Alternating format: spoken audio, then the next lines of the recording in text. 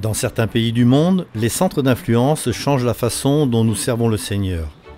Un centre d'influence répond aux besoins des communautés de plusieurs manières. Ceci peut être une opportunité pour pourvoir aux besoins des gens de manière créative et nouvelle.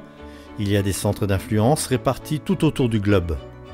En Corée du Sud, ce concept a été mis en place depuis plusieurs années maintenant. Les centres offrent leur aide de façon pratique. No Jong Aing est un pasteur adventiste qui s'investit de manière exemplaire pour coordonner les centres d'influence de toute la division Asie du Nord-Pacifique. Il y a 110 centres d'influence en Corée et aujourd'hui nous rendons visite à un restaurant géré par l'église du centre de Séoul. La Seoul Central Church est située dans le centre même de la métropole qu'est Séoul. Elle se trouve dans un quartier très actif et cher, mais l'église ne s'ouvrait qu'une fois par semaine. Il y a 12 ans, ses responsables ont décidé d'ouvrir la cafétéria au public pour offrir une nourriture végétarienne de qualité. Dans ce quartier commercial, il n'y avait pas beaucoup de restaurants végétariens. De l'autre côté de la rue se trouve le Jogi. Ce sont les quartiers généraux du bouddhisme coréen et toutes les personnes qui y travaillent sont végétariennes. Au début, nous n'avions pas beaucoup de clients, mais aujourd'hui, nous recevons entre 180 et 200 personnes par jour. La plupart d'entre elles ne sont pas adventistes, mais elles apprécient beaucoup notre style de nourriture saine.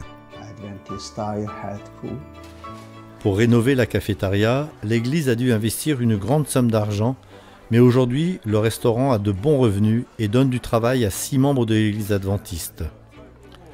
Ces revenus lui permettent aussi de faire des dons au gouvernement local, de sorte que l'église a bonne réputation dans la région.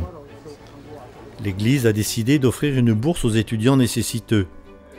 Aussi, quelle que soit sa religion ou ses origines, chaque lycéen ou chaque étudiant peut venir dans cette église et recevoir sa bourse.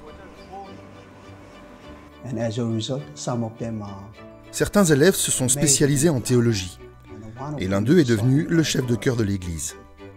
Or, on peut encore faire davantage. L'église a commencé à aider les habitants les plus âgés. Nous avons constaté que chaque sabbat matin, elle reçoit plus de 200 seniors et leur offre non seulement la nourriture spirituelle, mais aussi un repas. 2 fois par mois, elle les emmène faire un tour en autocar.